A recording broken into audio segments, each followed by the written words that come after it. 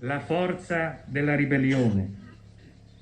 Dio, che sei proposito, tendi la nostra volontà, moltiplica le nostre forze, vestici della tua armatura, tua vittoria. Sii nell'indigenza viatico, nel pericolo sostegno, conforto nell'amarezza. Quanto più s'addensa e incupisce l'avversario, facci limpidi e diritti.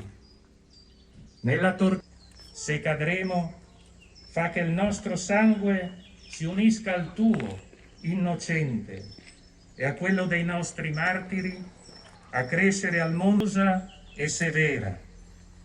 Liberaci dalla tentazione degli affetti, veglia tu sulle nostre famiglie. Dal fondo delle prigioni noi ti preghiamo, sia in